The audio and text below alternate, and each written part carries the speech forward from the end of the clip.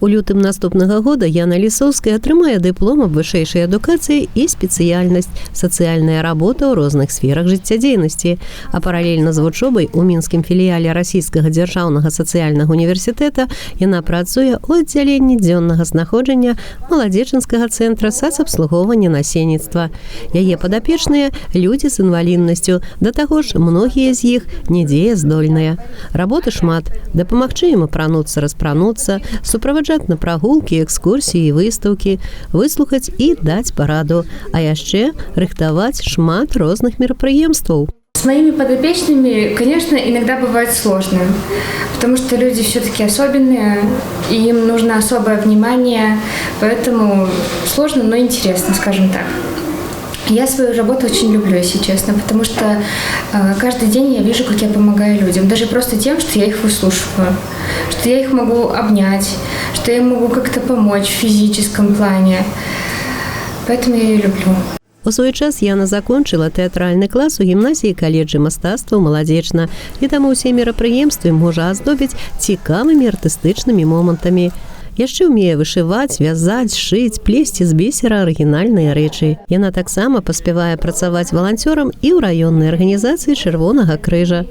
Пра навіны і падзеі аддзялення дзённага знаходжання Яна расказвае ў сацыяльных сетках. Разам са сваімі падапечнымі удзельнічае ў розных сацыяльных праектах.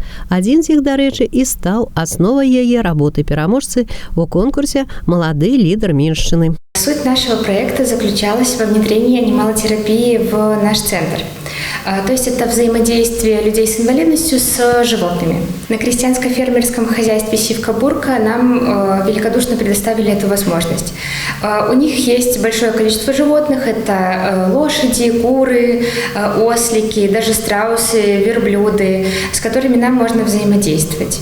То есть ребята приезжают, они катаются на лошадях, они их кормят, расчесывают, учатся ухаживать за ними, и всем им это очень сильно нравится. Учеными доказано, что анималотерапия также имеет лечебный эффект. Она стабилизирует как физическое состояние людей с инвалидностью, так и психологическое состояние, также помогает развить мелкую моторику.